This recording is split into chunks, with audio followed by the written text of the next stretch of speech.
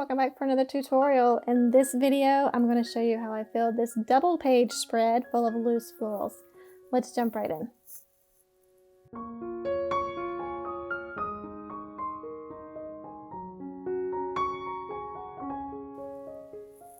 Okay, so I'm going to start this video in real time so you can see about how much time I'm spending on each flower here to start the process.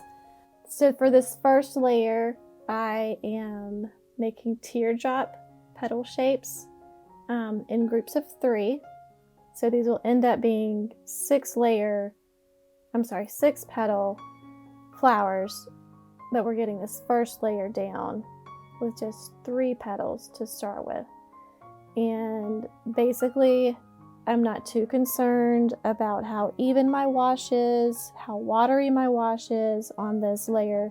I just want to get this first layer down, keeping in mind not putting the same colors too close together across the spread. And you could vary the size of your flowers. I'm keeping mine pretty much the same size for each bloom, but you could definitely play around with size and space as much as you want to fill your page.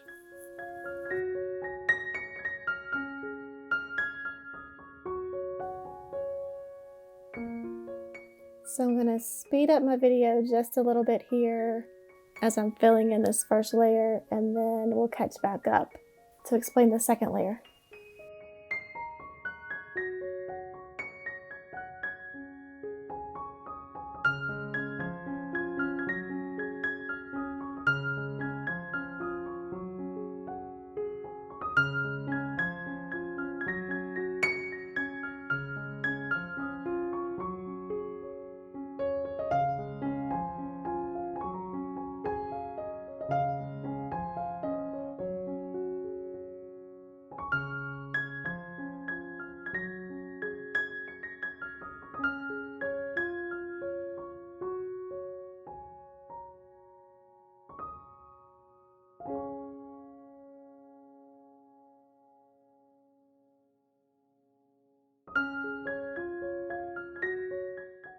Okay, so my first layer's dried, mostly.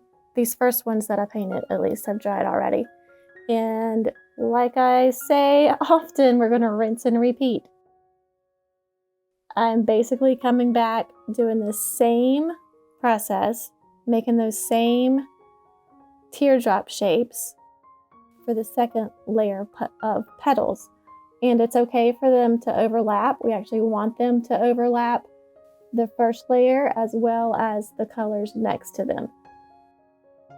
So yeah, just keep making the teardrop shapes, filling in those gaps between your first layer of petals, and continue to fill around the page.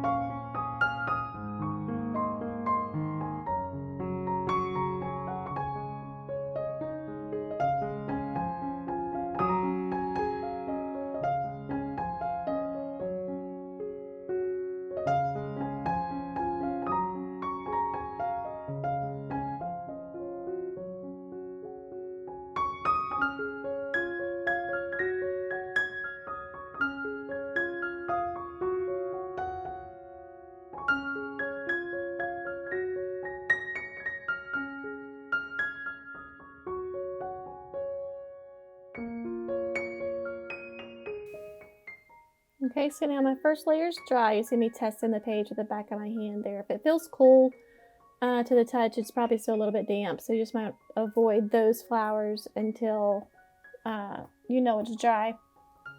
So I started to fill in my detail lines on that blue one there, and then I was like, no, wait, I forgot my centers. So we're gonna do just loose dots, like just stipple in dots in the center of each one. I'm using a dark gray here. It's almost a Payne's gray, or maybe a neutral gray that's in this koi, Sakura koi filled box that I have. So just stipple in the dots in the center of each flower all the way around the page.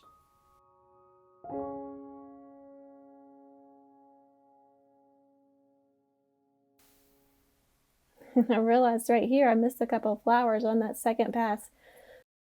That orange one and the red one in the center. I forgot those second layer petals. So make sure you've got all your petals filled in before you put your centers in, your center dots. But it's no big deal. It's all a loose floral.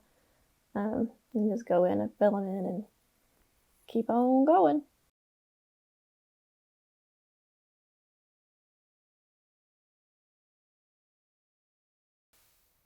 So now this step is adding in some of the detail lines. I think this step is what really kind of brings this composition to life a little more. Basically, you want to just keep a loose hand and make gestural strokes. I'm going to keep the film slow here so you can see what I'm doing for a few petals or a few flowers. The tip of my brush is just barely touching the page. I'm adding in a few strokes to the center, towards the center of each flower to give it some depth and shadow, and then just gestural strokes around the edge of the petal to kind of bring some to the foreground and make it really look layered.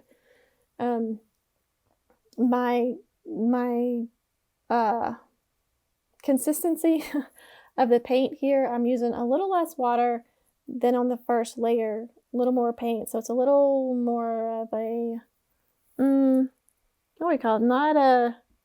What consistency would we call this? Oh, maybe a soy sauce consistency? I don't know. Pick your condiment. Yeah, just continue the same way. You can really see it right here on this one. My tip just brushes the center a few times, kind of kisses the page a few times, and then I'll loosely swoosh it around the petal to suggest the shape of the petal. So keep doing that for each flower. Make the color the same as the color of the flower for this layer, and you'll really see how it really kind of comes together in this step.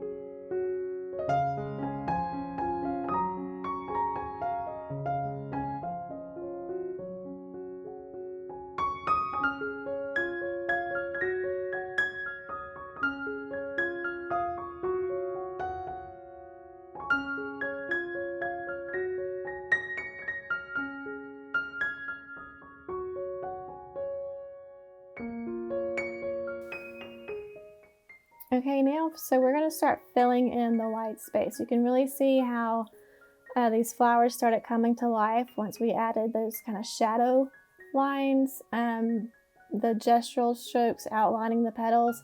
Now we're going to give it a little more depth, but keep it loose by adding leaves into these white spaces between the flowers. If you've watched my brush drills video, I go in a little detail about how to make these loose leaf shapes.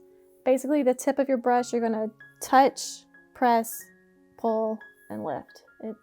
It's all one fluid motion, but that's what we're doing. And just keep your wrist loose, your motion loose. There's no rhyme or reason, no science to exactly what I'm doing other than touch, press, pull, and lift.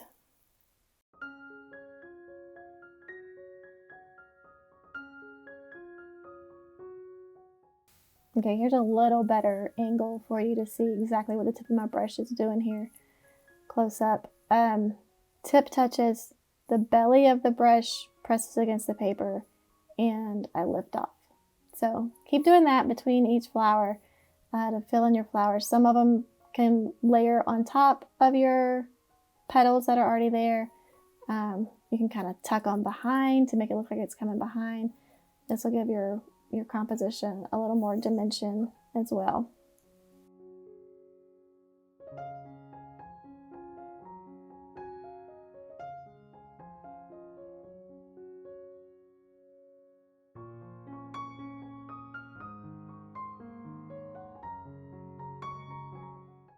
And then I'm just finishing up with adding some little berries or blobs around the page just to fill in some of these negative spaces.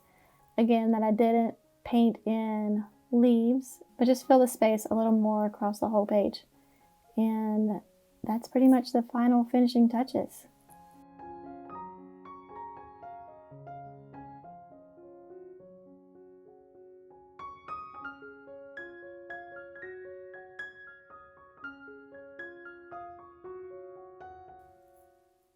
So here we have it, a double page spread in my sketchbook, loose florals, loose leaves. If you give this a try, please let me know. You can tag me on Instagram or comment below, and be sure to check back soon for another tutorial. Also, I'd love to hear from you guys about some other video ideas, so be sure to leave that in the comments below. Until next time, keep painting.